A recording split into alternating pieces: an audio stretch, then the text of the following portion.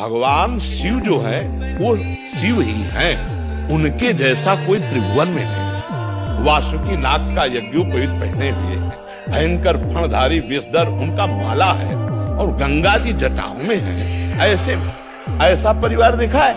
देखो, शिव जी का वाहन नंदी और भगवती का वाहन बबर शेर। 1 मिनट में नंदी को खा जाए, लेकिन दोनों चैन से रहते हैं। अरे अच्छा, और आगे बढ़ो। कार्तिकेय जी का वाहन मयूर है ना। भगवान शंकर के गले में सांप, मोर सांप का बहुत बड़ा आहार करता है। सांप का आहार। गणेश जी का वाहन चूहा है ना। कहीं झगड़ा देखा? बिल्कुल शांति से पूरा। अरे शिव की क्षमता कोई कर सकता है? शिव तो शिव है।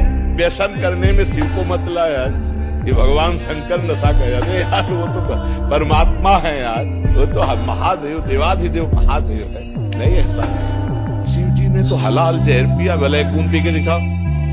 ये सब कोई जानता है कि नहीं? समुद्र मंथन में जो पहला हलाहल विष निकला भगवान शिव ने पिया। आप व्यवहार करो, शिव जी कोबरा को गले में डाले, एक बार कटवा दिखाओ। शिव जी ने गंगा जी धारण किया, 1 बाल्टी पानी धारण करो। शिव जी ने गंगा जी धारण किया, 1 बार।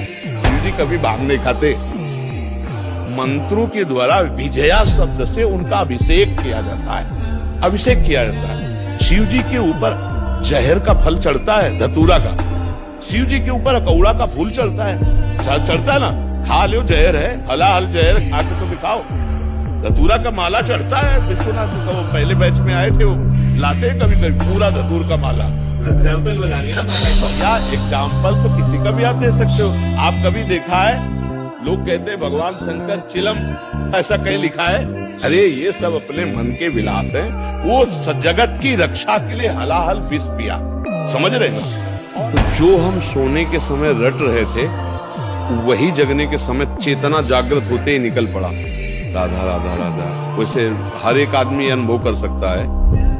ऐसे ही हमने मूर्छा के समय भी देखा, जब हमारे डायलिसिस के लिए ऑपरेशन हुआ, ये उदर वाला, फिर छाती का यहाँ ऑपरेशन, फिर हाथ का, तो यहाँ वाले में हमें बेहोश किया गया। तो हमें जब बेहोश करने को था तो हमने उनसे कहा था कि आप बेहोश करने के कुछ मिनट पहले हमें सूचित कर दीजिए कि मैं आपको बेहोश कर रहा हूँ। तो उन्होंने बताया कि बाबा अब हम इंजेक्शन लगाने वाले हैं। तो हम, जो हमारा चिंतन था, मानो मृत्यु का समय, हम ऐसे गाढ़ चिंतन किया। तो जो हम पद शुरू किए थे, तो जब हमारी मूर्छा भंग हुई तो अगली लाइन वही चल रही थी। शयन के समय, मूर्छा के समय, तो वही आप मूर्छा जैसा समझ लीजिए इसको। तो जिस समय आप राधा राधा चेतना में बोलकर आपकी चेतना शक्ति, स्मृति शक्ति लुप्त हुई, फिर जब जागृत हुई तो फिर राधा राधा आप बोल रहे हैं कि मुझे ग्लानि होती, तो वो पूरा समय आपका भजन ही माना जाएगा। अगर उस स्थिति में प्राण चले जाते हैं तो आपको भगवत प्राप्ति होती है। क्योंकि मूर्छा के पहले आपने राधा बोला था। मूर्छावस्था में आप असमर्थ हैं, ना सत बोल सकते ना असत, ना सत्क्रिया ना असत क्रिया।